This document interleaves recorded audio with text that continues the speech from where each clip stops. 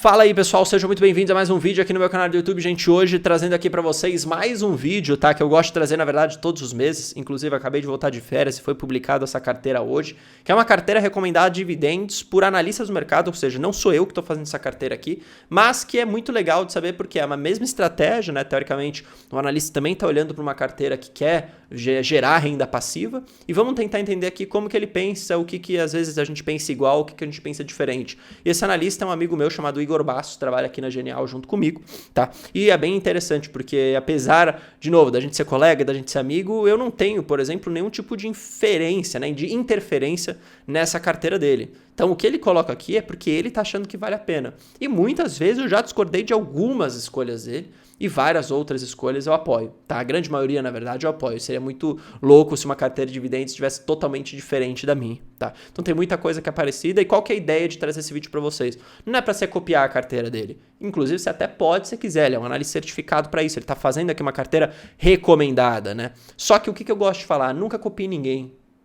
Veja as informações. Veja o que as pessoas estão pensando, como que elas estão olhando para o cenário, como que elas estão olhando para o mundo e depois toma sua decisão sozinho. É assim que eu gosto de fazer, eu acho que é assim que é a forma vencedora. Inclusive, até para quem é membro do canal, eu tenho lá, né, minha planilha de preço-teto, com os meus preços-teto para o pessoal se basear. Eu tenho ali a nossa comunidade que a gente fica trocando ideia, eu faço as nossas lives semanais, 2 vezes por semana, os vídeos exclusivos, mas não é com o objetivo de falar, ó, pessoal, façam isso. Não, é pra gente trocar ideia, para todo mundo aprender. Inclusive, fica aqui o convite, né? Se quiser virar membro, o botão tá aqui, tá do lado aí do botão inscrever-se, botão seja membro ou o primeiro link que tá na descrição, beleza? Mas bom, só dando aqui um pouco do contexto da carteira dele.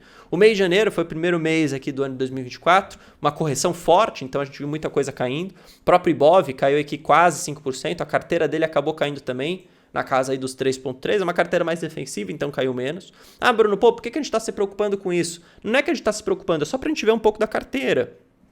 O objetivo principal de uma carteira de renda não é você ficar vendo quanto que ela oscilou, né, positivo ou negativo num mês, não é. Mas aqui a gente está trazendo só o contexto. O que a gente tem que se preocupar realmente, gente, é o dividendo que a gente está recebendo, a renda passiva gerada através daquilo. Então as escolhas têm que ser muito assim. Tem que ser em empresas perenes, empresas que podem pagar dividendos, assim por diante. A gente já vai olhar aqui a carteira dele. Veja, nossa visão estratégica, quando eu falo nossa visão dos analistas aqui, permanece a mesma para o restante de 24. Tá? A tendência de queda dos juros reforça o foco em empresas que se beneficiam desse contexto, tá? Especialmente em ativos com capacidade de pagar bons proventos. Então lembra, primeira coisa, não é só porque o juros está caindo que você tem que sair comprando varejo, tecnologia, não. Empresas de energia, gente, se beneficiam bastante com a queda dos juros também. Bancos se beneficiam também com a queda dos juros. Seguradoras, apesar de ter um problema, vai no resultado financeiro, problema entre aspas aqui, você tem um operacional que vai muito melhor. Então, resumidamente, todo mundo se beneficia dos juros. Então, cuidado com essas posições táticas em empresas que não façam muito sentido para a carteira previdenciária. Tá. Veja, continuaremos com a abordagem adotada em janeiro, mantendo um viés positivo sobre empresas de qualidade e acreditamos que as mudanças pontuais que fizemos no início do ano começarão a render bons frutos com a chegada de temporada de resultados. Por que isso? Porque normalmente na temporada de resultados várias empresas acabam anunciando dividendos também. Tá? Isso é importante da gente sempre entender. Olha só o que ele já fala aqui logo de cara. É um spoiler. Estamos aumentando a exposição à Petrobras, antecipando uma possível distribuição de dividendos extraordinários no curto prazo. Eu já vou falar sobre isso, tá? Então eu vou aqui colocar para vocês aqui um pouco sobre a carteira dele. Você vê que o relatório tem muita coisa, tá, gente? Então depois vocês dêem uma lida. A composição da carteira dele basicamente da anterior, ou seja, do que era em janeiro para agora, são as mesmas escolhas. Mudou, na verdade, alguns pesos aqui, tá? Então você percebe, especialmente aqui na parte de Petrobras, ele tinha 7% e ele aumentou para 12%. Primeira coisa que eu gostaria de comentar. Eu não aumentaria a posição em Petrobras agora justamente por uma questão de preço. Tá. Hoje Petrobras está acima dos R$41, pelo menos no momento que eu estou gravando esse vídeo. Muito longe do preço teto. Então não faria esse aumento agora. Por quê? Porque não tem margem de segurança. Mas ele entendeu que faz sentido. E não é que foi totalmente errado, de certa forma, você aumentar aqui o peso de Petrobras de 7 para 12. De novo, eu não faria por conta do preço. Mas eu concordo com isso que ele falou.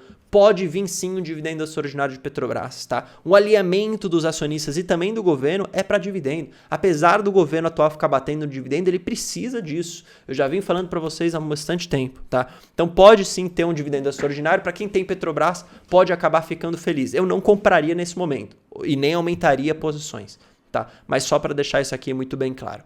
Perceba, tá? Ele continua com o mesmo peso em Itaú, banco interessante, vai aumentar o payout. Já falei isso para vocês também. 2024 pode aumentar o payout de Itaú, tem tudo para aumentar. 24, 25. Aumentando esse payout, pelo menos a projeção de alguns analistas, gente, o dividendo de Itaú nesse ano pode ir para 8%, 8,5%.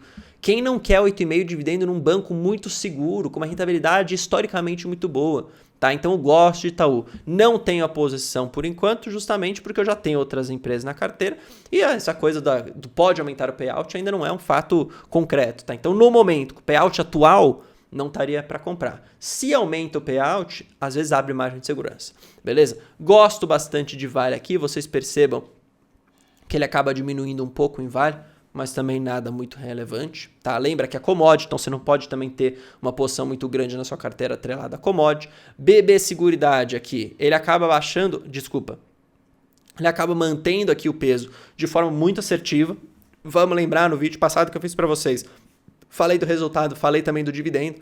Então vem dividendo de BB Seguridade agora, muito assertivo manter isso na carteira, concordo 100%, tá? Eletrobras também mantendo o peso, já falei para vocês, está no meu radar. Já venho falando isso aqui para os membros, gente, há bastante tempo. Inclusive fica aqui o convite. Se torne membro, tá? Você tem as lives, tem os vídeos, tem minha planilha de preço teto.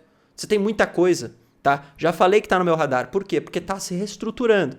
Reestruturou, começou a ter margem melhor, focou no core business. Gente, transmissão de energia, geração de energia, vai pagar dividendo.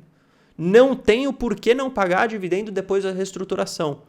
Então fica muito atento com isso, tá? Ele já tá também aqui na carteira, acho que já com essa visão. Beleza? Uma empresa muito boa. Banco do Brasil, tem que manter, tem que ter. Ele até aumenta um pouco, desculpa, confundi. Ele até aumentou um pouco de Banco do Brasil, tá? Saiu de 9 para 11. Não faria nesse momento por uma questão de preço. Vamos só abrir aqui pra gente ver. Banco do Brasil. Foi aprovado o desdobramento, mas, pô, gente, 57,41. Nesse momento, fora da minha linha aqui de preço teto. Tá? Fora aí de cenário para eu comprar. Vamos ver o que vai acontecendo depois, tá? No momento não conseguiria aumentar, tá? Mas ele acaba aumentando, também vamos dizer, não é ruim porque é uma empresa que acaba pagando bons dividendos. Deve vir bom dividendo aqui no ano de 2024, tá?